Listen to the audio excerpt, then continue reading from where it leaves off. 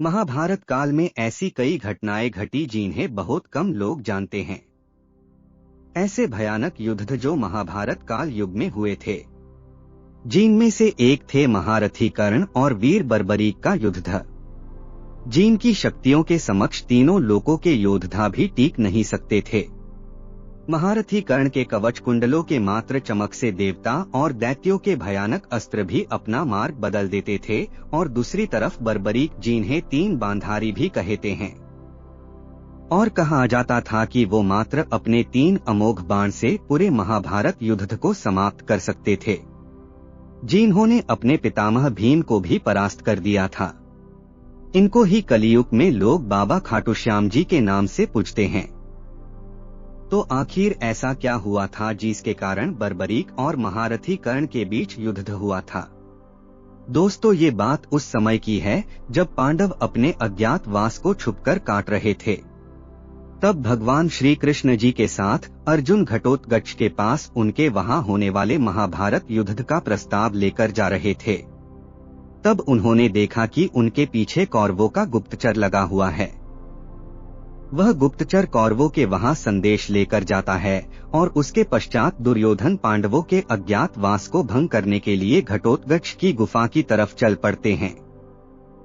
दुर्योधन अपने साथ महारथी कर्ण को भी ले जाते हैं और अपने सैनिकों के साथ गुफा की चारों तरफ घेराबंदी कर देते हैं। लेकिन भगवान श्री कृष्ण जी पहले से ही ये बात समझ जाते हैं और वह अर्जुन को पूरी बात बताते हैं। यह बात सुनकर अर्जुन गुफा से बाहर जाने की बात करते हैं, लेकिन भगवान श्री कृष्ण जी अर्जुन को रोकते हैं और कहते हैं, नहीं पार्थ, यहाँ उपयुक्त समय नहीं है। तुम अज्ञातवास भोग कर रहे हो और वो सब लोग तुम्हारे लिए ही आए हैं। यह सब देखकर पास में खड़े बर्बरीक कहते हैं, हे प्रभु, मैं महारथी कर्ण को रोकूंगा या तो शांति से या तो द्वंद्व से। इस पर भगवान श्री कृष्ण जी कहते हैं कि आपको पता है महारथी कर्ण कितने ज्यादा शक्तिशाली है। उन्हें रोकना इतना भी आसान कार्य नहीं है। इस पर बर्बरीक कहते हैं, हे गोविंद, आपको शायद मेरी शक्ति का अंदाजा नहीं है। यह कहकर बर्बरीक गुफा के बाहर आ जाते हैं और दुर्योधन और कर्ण को प्रणाम करके बोलते हैं, बताइए कैसे आना हुआ तातश्री। यह सुनकर दुर्योधन कहते हैं, बालक, हमें तुम्हारी गुफा के अंदर जाना है और हमें किसी की तलाश है। इस पर बर्बरीक कहते हैं, मुझे क्षमा कीजिए, इस समय आप भीतर नहीं जा सकते। तभी दुर्योधन क्रोध में कहते हैं, अपने मृत्यु को लगे मत लगाओ बालक। फिर बर्बरीक मुस्कुराते हुए कहते हैं, आप दोनों महाशक्तिशाली योद्धा हो, आप प्रयास करके देख सकते हो। इतने में ही दुर्योधन सैनिकों से कहते हैं, इसे यहाँ से हटाओ। तभी सैनिक आगे बढ़ते हैं, लेकिन बर्बरीक में इतनी शक्ति होती है, वो सिर्फ धरती पर सिर्फ पैर मारकर ही साधारण से सैनिकों को गिरा देते हैं। यह देखकर दुर्योधन भयभीत होकर कर्ण से कहते हैं, मित्र, यह साधारण बालक नहीं है, इसे तुम्हारे जैसे योद्धा ही परास्त कर सकते हैं। फिर महारथी कर्ण कहते हैं, बालक, हमारे मार्ग से हट जाओ, अन्यथा तुम्हें मेरा सामना करना होगा। तभी बर्बरीक कहते हैं, आप भी प्रयास कर लीजिए। महारथी कर्ण अपने रथ से नीचे उतरते हैं और बर्बरीक की और धनुष की प्रत्यंचा को खींचते हैं और वायव्य अस्त्र छोड़ देते हैं।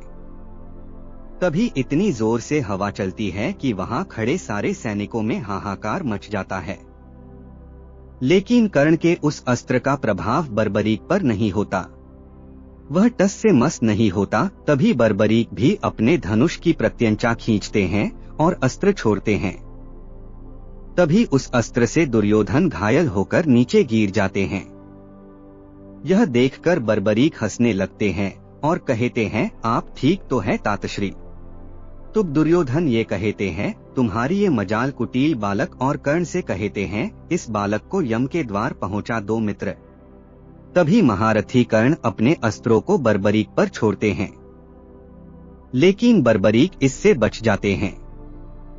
उसके बाद बर्बरीक कर्ण पर अपना अग्नि अस्त्र चला देते हैं, लेकिन कर्ण भी वायुनास्त्र से उस अस्त्र को नष्ट कर देते हैं। ऐसे ही दोनों में घमासान युद्ध चलता रहता है। दोनों ही वीर एक दूसरे पर भयानक दिव्यास्त्रों का प्रयोग करते हैं। उसी बीच बर्बरीक दुर्योधन पर अपना घातक अस्त्र चला देते हैं, लेकिन कर्ण अपने दिव्यास्त्रों से उस अस्त्र को नष्ट कर देते हैं। तभी बर्बरीक कहते हैं, हे अंगराज, अब ये बाण संभालो, इस बाण को कोई भी योद्धा अपने अस्त्रों से नहीं रोक सकता। तभी बर्बरीक दुर्योधन की तरफ अपना दिव्य अमोघ बाण छोड़ देते हैं, लेकिन महारथी कर्ण अपने अस्त्रों द्वारा उसे रोकने का प्रयास करते हैं, लेकिन उसे रोक नहीं पाते हैं और वह अस्त्र दुर्योधन की ओर बढ़ने लगता है। यह देखकर महारथी कर्ण स्वयं दुर्योधन के सामने आकर खड़े हो जाते हैं।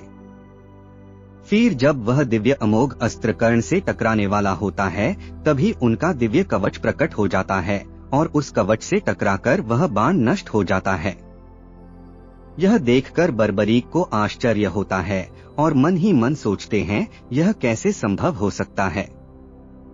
इस दिव्यास्त्र को तो केवल इंद्र का वज्र ही रोक सकता था। तभी दुर्योधन कहते हैं, यह भगवान सूर्य की अभेद अमृत से निर्मित दिव्य कवच है, इसे तीनों लोकों में कोई भी योद्धा तोड़ नहीं सकता। तुम्हारा हर प्रयास विफल हो जाएगा। बालक, इतने में ही वहां पर भगवान श्री कृष्ण जी आ जाते हैं और वो कहते हैं, पुत्र, तुम इनके मार्ग से हट जाओ, इन्हें देखने दो जो भी भ्राता दुर्योधन देखना चाहते हैं। तभी दुर्योधन और कर्ण अंदर जाते हैं, लेकिन वहां पर उन्हें कोई भी नहीं मिलता, क्योंकि भगवान श्री कृष्ण जी ने अर्जुन को अपनी माया से अदृश्य कर दिया था। दोस्तों, आप क्या मानते हैं, यदि बर्बरीक कर्ण पर अपने तीनों अमोघ बाण चला देते तो क्या होता? कमेंट करके जरूर बताइए। महाभारत की ऐसी रोचक बातें जानने के लिए हमारी चैनल को सब्सक्राइब कीजिए। धन्यवाद।